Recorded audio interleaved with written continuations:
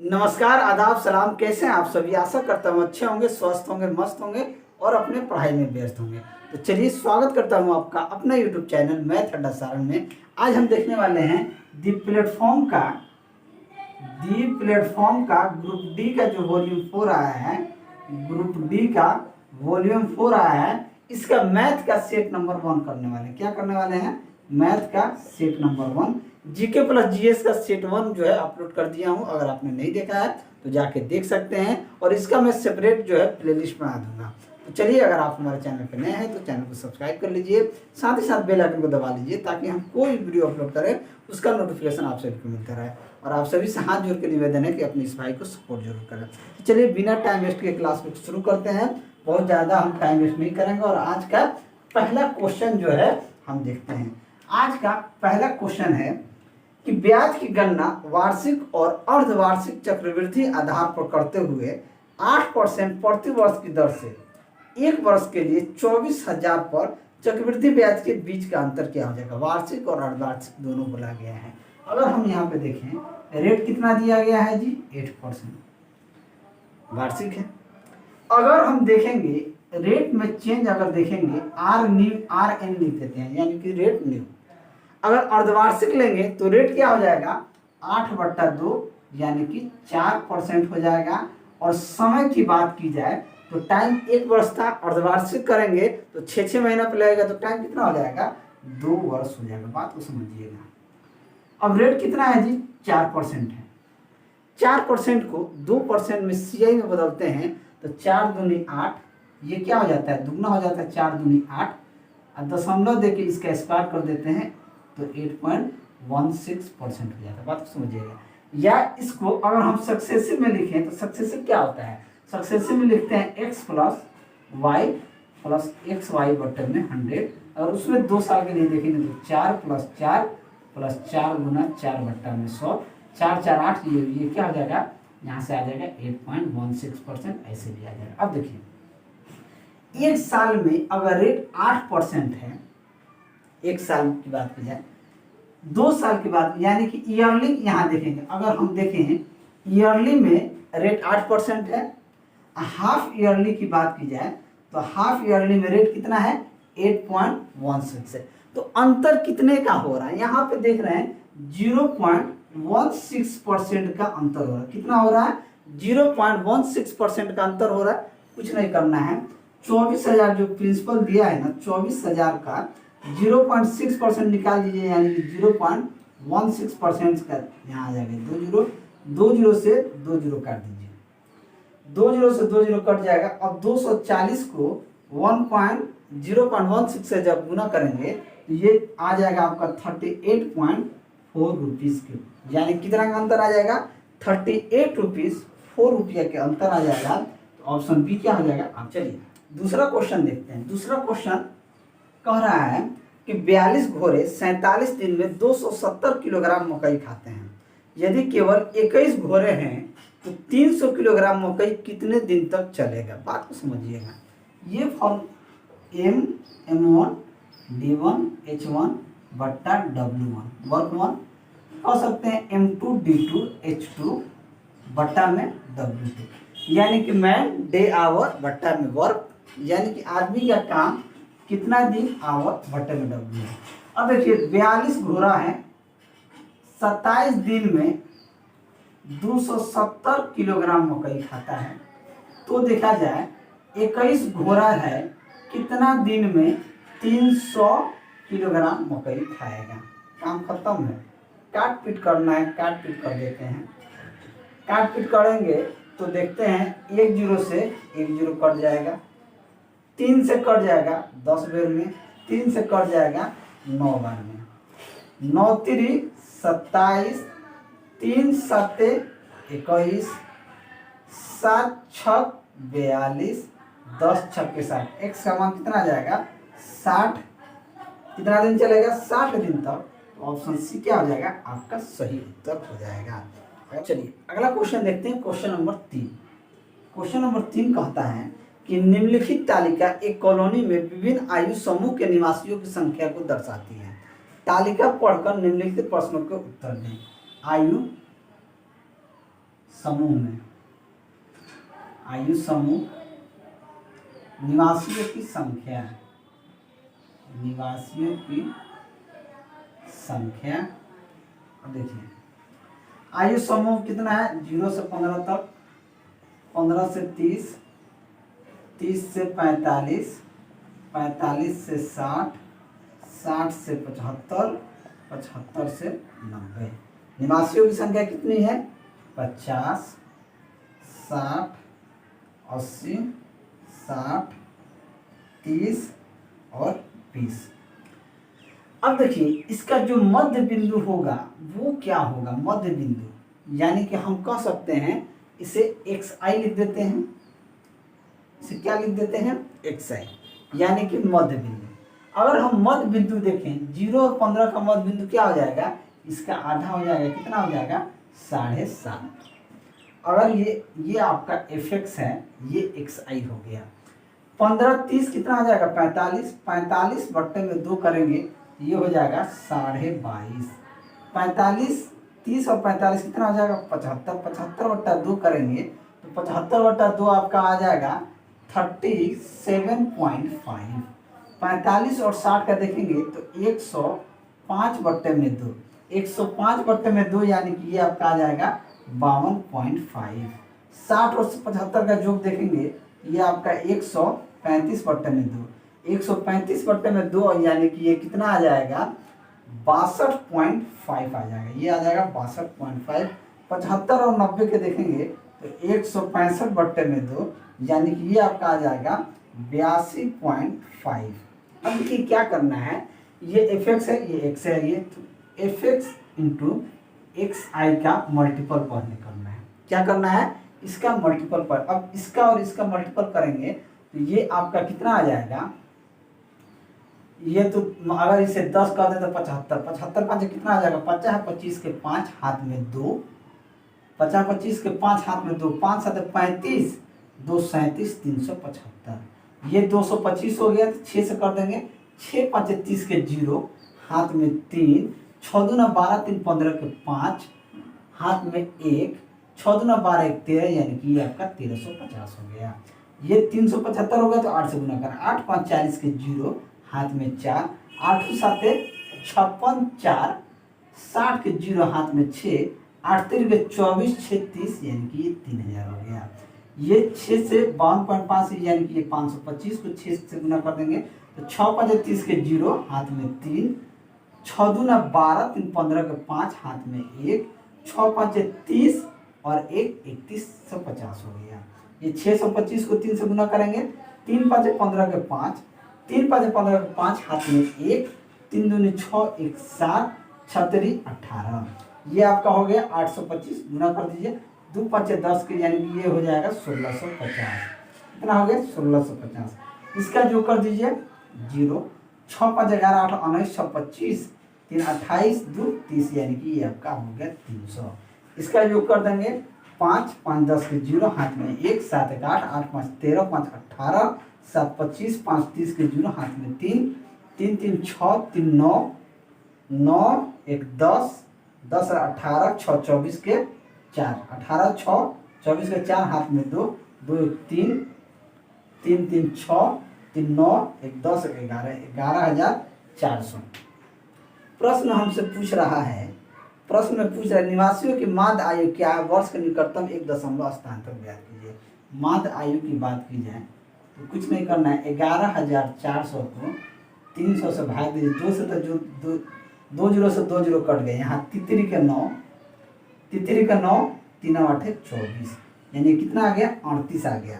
तो माध्य आयु क्या निकल जाएगा, 11,400 है ना, तितरी के 9, 11 से 2 गया 3 8 24, गड़बड़ हो गया क्या, जोड़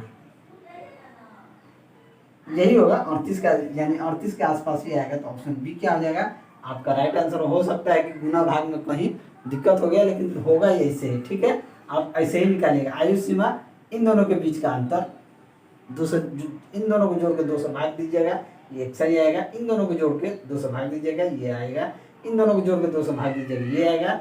इन दोनों को जोड़ के 200 भाग दीजिएगा। इसी तरीके से तरीका आपका यही हो सकता है। ठीक है, हो सकता है कहीं मिस्टेक हुआ जिसके कारण ये मिस्टेक हो गया। अगला क्वेश्चन देखते हैं, क्वेश्चन नंबर 4। क्वेश्चन नंबर 4 कहता है कि एक समद्विबाहु त्रिभुज का परिमाप 32 सेंटीमीटर है, इसका आधार समान भुजाओं का 6/5 गुना है, तो क्षेत्रफल ज्ञात कीजिए। देखिए समद्विबाहु त्रिभुज क्या होता है, जिसकी दो भुजाएं आपस में बराबर होती हैं। ये देखिए, ये दोनों भुजाएं आपस में बराबर हैं तो समद्विबाहु त्रिभुज है, आपको समझिएगा। अब प्रश्न में कहा है कि एक समद्विबाहु त्रिभुज का परिमाप 32 सेंटीमीटर है, इसका परिमाप जो है यानी कि इन सभी का योग जो दिया है ये 32 सेंटीमीटर दिया है। इसका आधार समान भुजाओं का 6/5 गुना है। आधार जो है, आधार समान भुजा जो है, ये समान भुजा जो है, समान भुजा का 6/5 गुना है, यही दिया है 6/5 गुना है। अगर हम देखें इस समान भुजा को इधर खींच लें, ये क्या हो जाएगा, आधार बट्टा में समान भुजा बराबर क्या हो जाएगा 6/5, यानी कि इसका आधार कितना होगा 6 होगा और समान भुजा क्या हो जाएगी 5/5 हो जाएगा।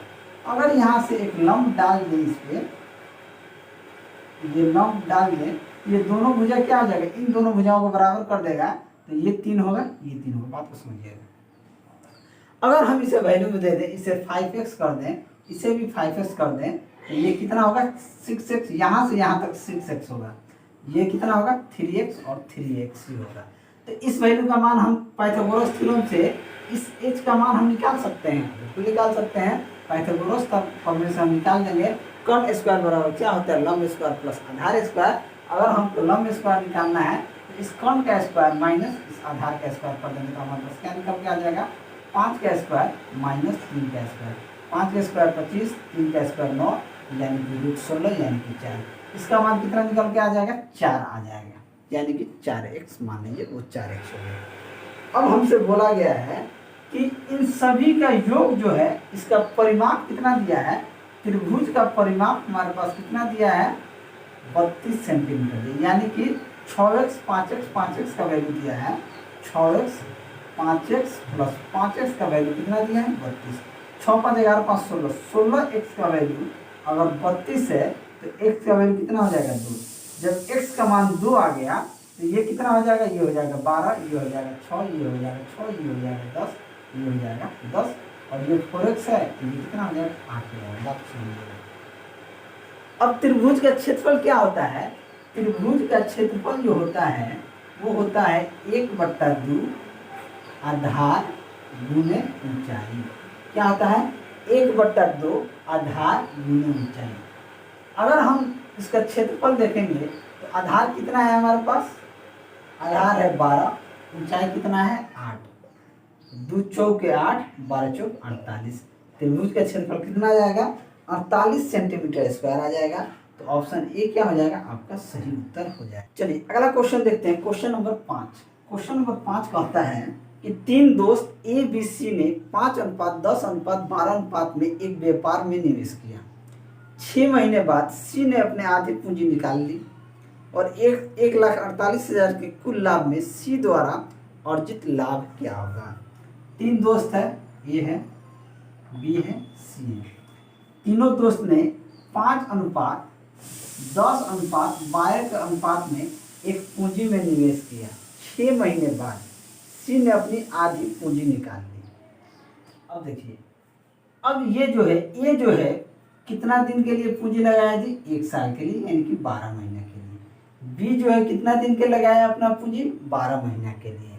लेकिन सी जो है 12 रुपया लगाया 6 महीने के लिए लगाया, फिर अपने पूंजी का आधा निकाल लिया, आधा यानी कि 12 में से आधा निकालने का कितना बचा 6।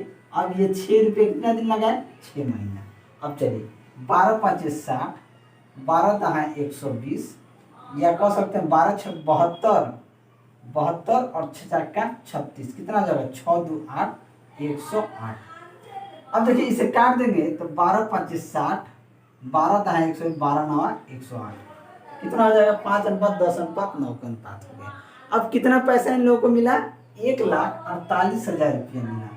कितना लाभ मिला 1,48,000। टोटल पूंजी कितना है 5 10 सी का हमको क्या पूछ रहा है कि सी द्वारा अर्जित लाभ क्या हो जाएगा। सी कितना लगाया है 9 रुपया, टोटल 9 अनुपात में लगाया है, 5 10 15 9 कितना हो जाएगा 24, लाभ कितना मिला 1,48,000, काट देंगे हमारा आंसर आ जाएगा कितना आ जाएगा 55,000 रुपया आ जाएगा। कितना आ जाएगा 55,000 रुपया, सी का 55,500, 55,500 के आसपास आएगा 55,500। तो ऑप्शन सी क्या हो जाएगा आपका सही उत्तर हो जाएगा। क्वेश्चन देखते हैं क्वेश्चन नंबर 6।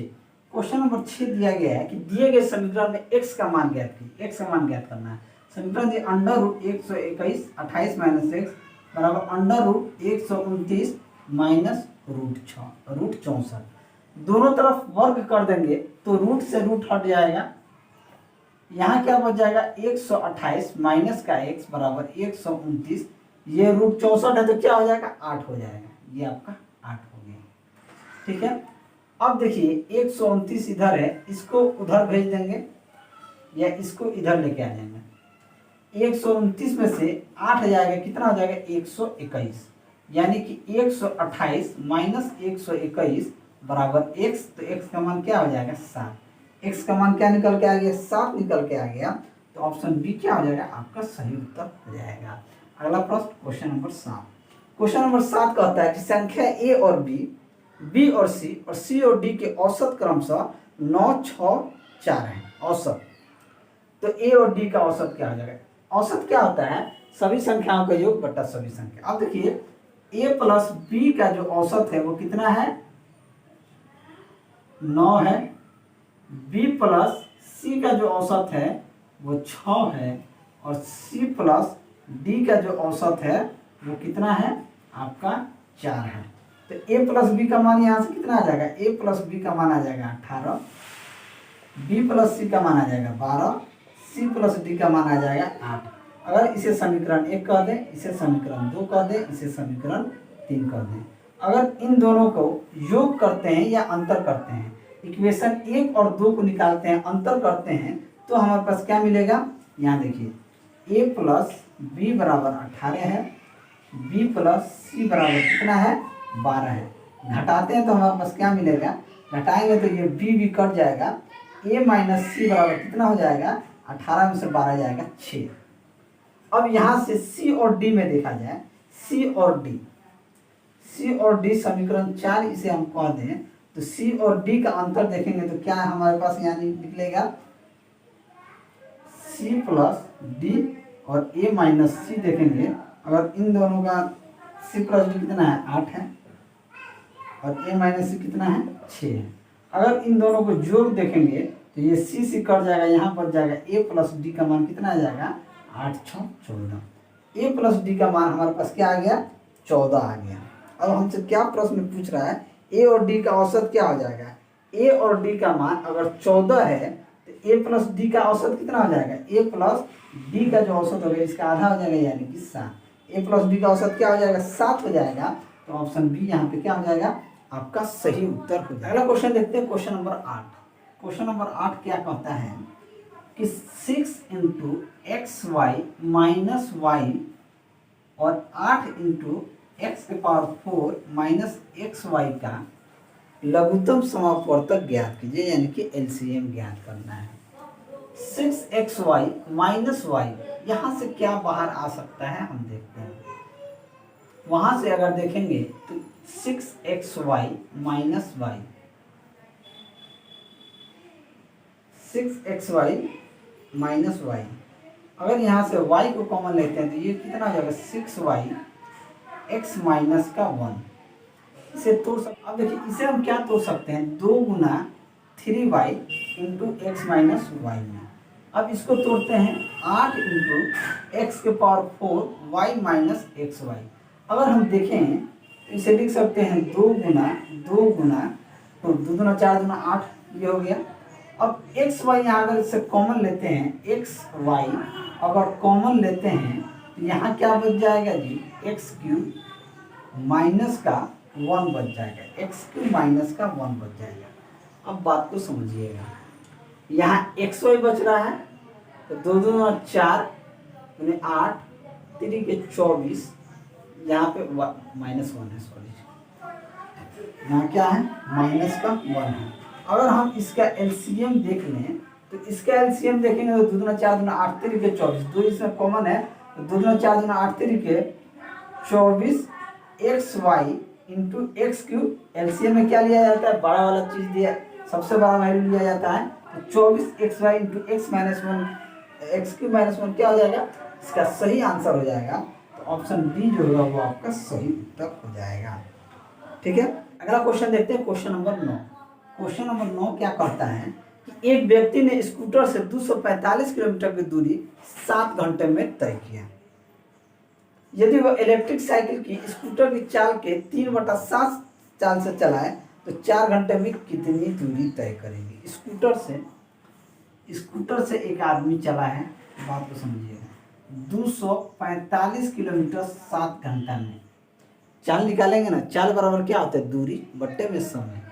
चाल उसका क्या हो जाएगा, 70 का 21, 7 5 35, 35 किलोमीटर प्रति घंटा स्कूटर का चाल।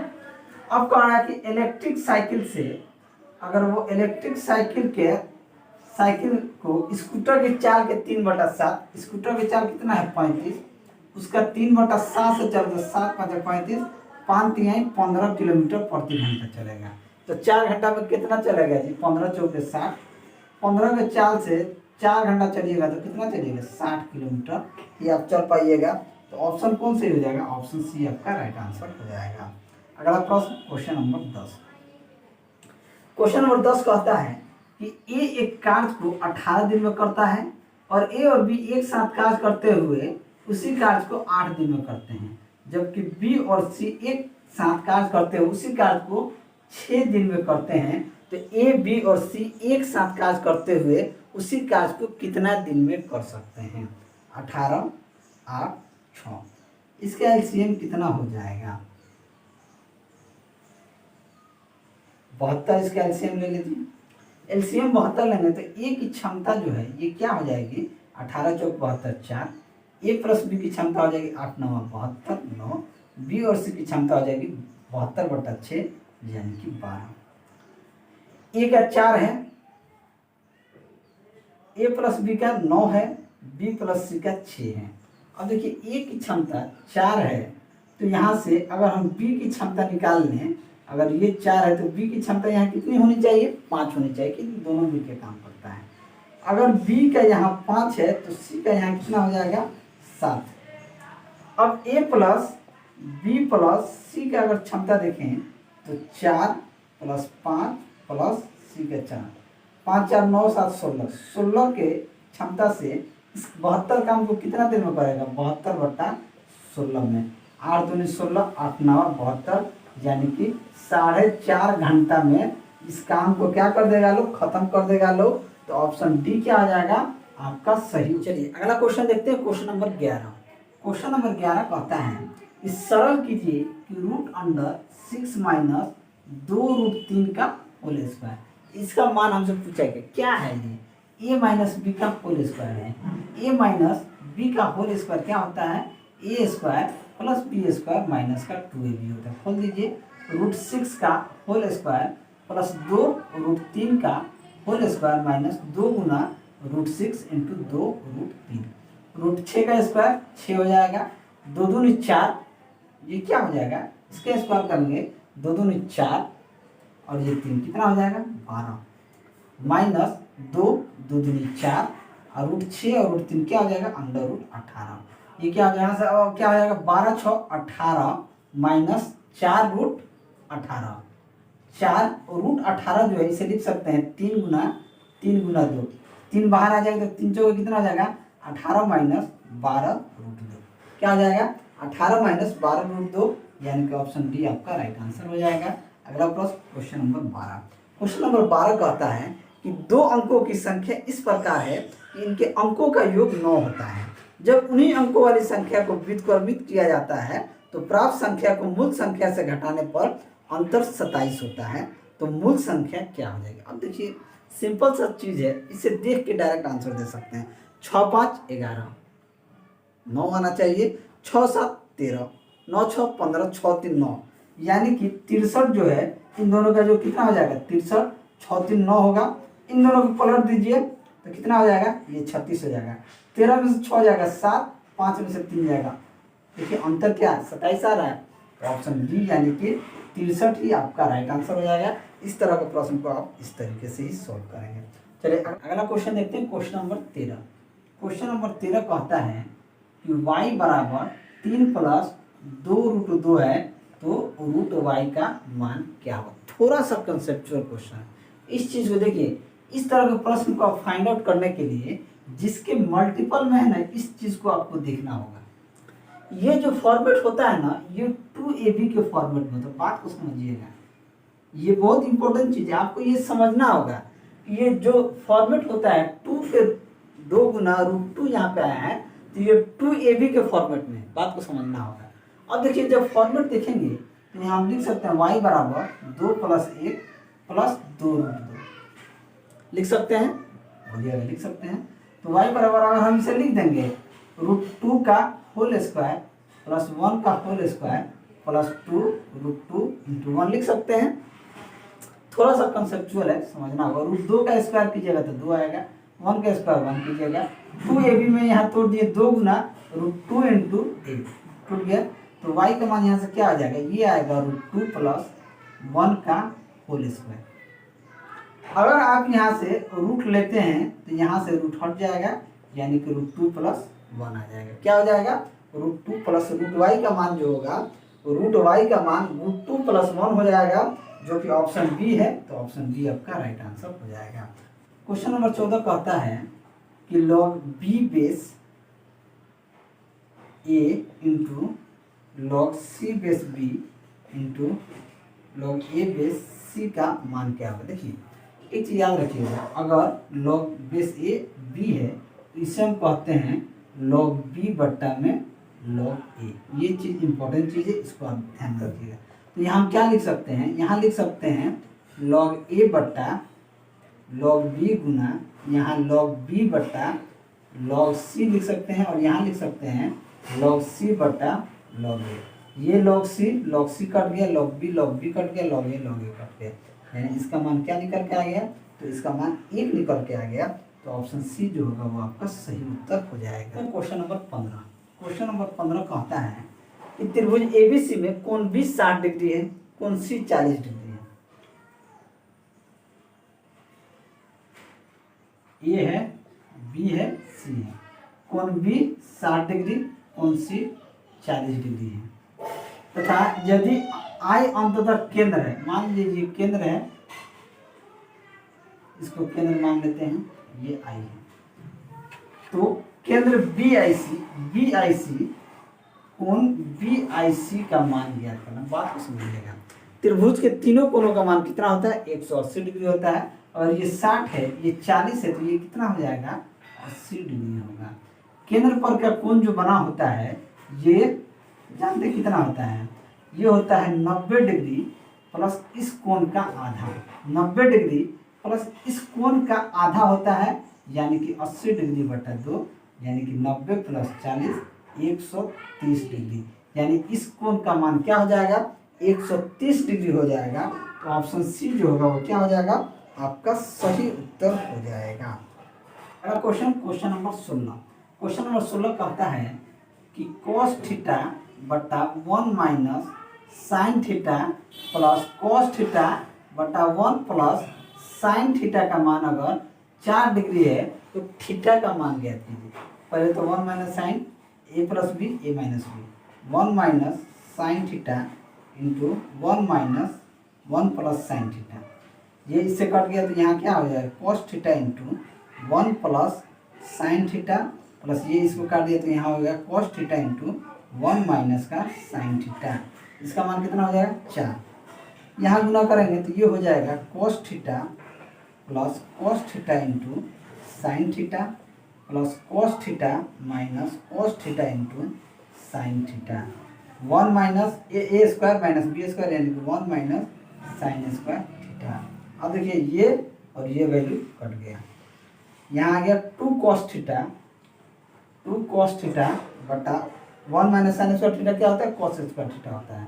ये आपका cos स्क्वायर थीटा बराबर 4, 2 से ये कट जाएगा, cos थीटा से cos थीटा, यानी कि ये कह सकते हैं sec थीटा बराबर 2 आ गया तो थीटा का मान कितना आ जाएगा 60 डिग्री। थीटा का मान क्या आ जाएगा 60 डिग्री आ जाएगा। तो ऑप्शन बी आपका क्या हो जाएगा सही उत्तर। क्वेश्चन देखते हैं। क्वेश्चन नंबर आइए आपका कितना था 15 16 आई थिंक 17 था। कह रहा है कि यदि पहली संख्या और दूसरी संख्या तीसरी संख्या की तुलना में क्रमशः 25% और 50% अधिक है।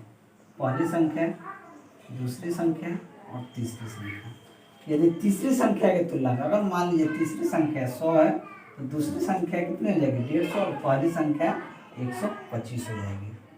तो पहली संख्या और दूसरी संख्या के बीच का अनुपात क्या हो जाएगा, पहली संख्या और दूसरी संख्या के बीच का अनुपात क्या हो जाएगा 125 150। 25 5 100 25 छक्के 150 यानी कि 5:6 हो जाएगा। तो ऑप्शन सी क्या हो जाएगा आपका सही उत्तर हो जाएगा। अगला प्रश्न क्वेश्चन नंबर 18। क्वेश्चन नंबर 18 कहता है कि 15,495 फैक्टोरियल में अनुगामी शून्यों की संख्या ज्ञात कीजिए। शून्यों की संख्या के लिए क्या करते हैं हम, सबसे पहले इन संख्या को 5 से भाग देंगे।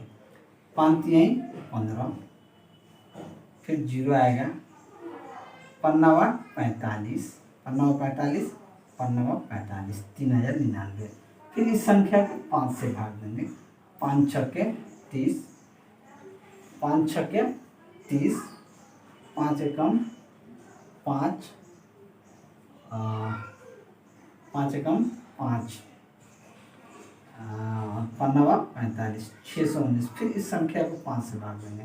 5 एकम 5, 5 दूनी 10, 5 दूनी 10, 5 एकम 5, 5 दूनी 10, 5 3 15, 129। फिर देंगे 5 दूनी 10, 5 दूनी 10, 30 है, 5 चौके 20। फिर ये कट जाएगा 5 चौके 20, यानी कि इन सभी संख्याओं को जोड़ देंगे तो हमारे 4 4 16 19 19 19 और 9 18 संख्याओं को जोड़ देंगे। हमारे पास क्या आ जाएगा आंसर 9 9 18, 18 3 21, 21 4 25, 25 4 29 के 9 हाथ में 2, 9 2 11, 1 12, 12 2 14, 14 2 18 के 8 हाथ में 1, 6 1 7, 1 8, 3889। आगामी शून्य की संख्या कितनी हो जाएगी 3889, 3889। कुछ मिस्टेक हो रहा है क्या, 9 9 18, 3 21 4, 25 4 29 के 9 हाथ में 2, 9 2 11, 1 12, 13 14 15 16, 3869, 3869। तो ऑप्शन बी क्या हो जाएगा आपका सही उत्तर हो जाएगा। Question number 19। क्वेश्चन नंबर 19 कहता है कि निम्नलिखित पाई चार्ट एक स्कूल में विभिन्न खेल खेलने वाले छात्रों को प्रदर्शित करता है। Cricket, hockey, volleyball, table tennis, basketball. छात्रों की कुल संख्या कितनी है 500 है। क्वेश्चन कह रहा है क्रिकेट और वॉलीबॉल खेलने वाले छात्रों की संख्या में क्या अंतर है। क्रिकेट कितना खेलता है जी, क्रिकेट खेलने वाला 35% है और वॉलीबॉल खेलने वाला कितना है जी, वॉलीबॉल खेलने वाला समझ 15%, अंतर कितना है 20%। अब देखिए टोटल छात्रों की संख्या कितना है 500 का 20% अगर आप निकालिएगा कितना हो जाएगा 20 में 100 हो जाएगा। तो ऑप्शन सी आपका राइट आंसर हो जाएगा। क्वेश्चन नंबर 20 कह रहा है कि किसी बहुलक में के 30 किनारे तथा 12 फलक हैं, इस बहुलक के शीर्षों की संख्या क्या हो जाएगी। फलक बराबर क्या होता है, फलक बराबर होता है किनारा माइनस शीर्ष प्लस 2। फलक कितना है यहाँ पे, फलक दिया है 12, 30 किनारा है, शीर्ष की संख्या हमसे पूछ रहा है प्लस 2, 30 2 32। शीर्ष इधर आ जाएगा 32 में से 12 जाएगा, शीर्ष कितना आ जाएगा 32 माइनस 12 यानी कि 20। ऑप्शन कौन सही हो जाएगा 20, यानी कि ऑप्शन डी जो होगा ये आपका सही उत्तर हो जाएगा। अगला क्वेश्चन देखते हैं क्वेश्चन नंबर 21। क्वेश्चन नंबर 21 कहता है कि निम्नलिखित प्रश्न का उत्तर देने के लिए निम्न दंड आरेख और आंकड़े का अध्ययन करना है। 2006 से 2009 तक के टी शर्ट बेचने वाले 3 अलग अलग कंपनियों की बिक्री दी गई है, ब्रांड एक्स वाई जेड। प्रश्न में हमसे कह रहा है कि 2009 में ब्रांड जेड टी शर्ट की कुल बिक्री ब्रांड वाई टी शर्ट की कुल बिक्री का कितना प्रतिशत था। अब देखिए जेड का 2009 का जो बिक्री है वो आपका कितना है 1020 है। कह रहा है जेड टी शर्ट की कुल बिक्री वाई टी शर्ट की कुल बिक्री, वाई टी शर्ट का कितना है 900 का कितना प्रतिशत है। अब देखिए 2 जीरो से 2 जीरो कट गया, 1020 को 9 एकम 9, फिर 9 एकम 9, 3 हो गया, 12 9 3 9 3 27, 113.33% हो गया, 113.33%। तो ऑप्शन डी आपका राइट आंसर हो जाएगा। क्वेश्चन नंबर 22, क्वेश्चन नंबर 22 कहता है एक मीनार की ऊंचाई तथा उसके पास से कुछ दूरी पर स्थित एक बिंदु दूरी का अनुपात 57/19√3 है। मीनार के शीर्ष का उन्नयन कोण डिग्री में ज्ञात कीजिए। एक मीनार की ऊंचाई, मान लीजिए ये मीनार है, इसकी ऊंचाई है थीटा यहाँ से दिया है, इसके पास की जो दूरी दिया है वो कितना दिया है 19√3 है, और इसका 57 दिया है। tan थीटा क्या होता है, tan थीटा बराबर होता है लंब बटा आधार, यानी कि 57 बटा में 19√3 होगा। ये हो जाएगा 19×3 यानी कि tan थीटा का मान हो जाएगा 3/√3। ऊपर नीचे अगर √3 से गुना कर देंगे तो ये 3 हो जाएगा। tan 30 डिग्री का मान tan थीटा का मान अगर √3 आता है तो tan 60 डिग्री का मान √3 होता है। तो tan 60 डिग्री का मान √3 होगा तो थीटा क्या हो जाएगा 60 डिग्री हो जाएगा। तो ऑप्शन सी क्या हो जाएगा आपका सही उत्तर हो जाएगा। चलिए अगला क्वेश्चन देखते हैं, क्वेश्चन नंबर 23। क्वेश्चन नंबर 23 कहता है कि बिंदु 30-40 की दूरी मूल बिंदु से क्या होगी। मूल बिंदु से 30 और 40 की दूरी क्या होगी। अगर मान लीजिए अगर हम इसे कह दें x1 y1, एक मूल बिंदु 0 0 हम कह दें, इसको x2 y2 कर दें, तो मूल बिंदु से दूरी क्या होता है √x2 - x1 का होल स्क्वायर होता है प्लस y2 - y1 का होल स्क्वायर होता है। कुछ नहीं होगा, ये 0 में से 30 गया जाएगा, क्या हो जाएगा 30 का होल स्क्वायर प्लस 40 का होल स्क्वायर। याद कर लीजिए 30 का कितना हो जाएगा 900 प्लस 40 का 1600, 16 9 कितना हो जाएगा 2500, यानी कि इसका मान क्या हो जाएगा 50। √25 का मान क्या हो जाएगा 50। तो ऑप्शन बी क्या हो जाएगा आपका सही उत्तर हो जाएगा। चलिए अगला क्वेश्चन देखते हैं, क्वेश्चन नंबर 24। क्वेश्चन नंबर 24 कहता है कि 8, 3x, 6 और 27 समानुपात में है, तो इनमें से किसके बराबर है। समानुपात में 2 होता है तो ये क्या हो जाता है 8/3x बराबर 6/27 हो जाएगा। अब देखिए 3 × 27 तो यहाँ हो जाएगा, 3 दूनी 6, 3 के 9, 2 चौके 8, 4 3 12, x का मान क्या आ जाएगा 12 आ जाएगा। x का मान क्या आ जाएगा 12। तो ऑप्शन सी क्या आ जाएगा आपका राइट आंसर हो जाएगा। और ये अंतिम क्वेश्चन, क्वेश्चन नंबर 25 कह रहा है कि दो वृत्तों में उभयनिष्ठ स्पर्श रेखाओं की अधिकतम संख्या कितनी हुई है। 2 वृत्त है, उभयनिष्ठ क्या आ जाएगा 1.12, 1.3, 1.4। एक तो ये हो जाएगा 4। दूसरा अगर यही वृत्त को इस तरीके से खींचे, इस तरीके से अगर हम स्पर्श करें तो भी अगर ये यहाँ टच करता है, ये यहाँ करता है, ये यहाँ करता है, ये यहाँ करता है, तो अधिकतम कितना हो जाएगा तो 4 होगा। अधिकतम 4 होगा तो ऑप्शन सी क्या हो जाएगा आपका सही उत्तर हो जाएगा।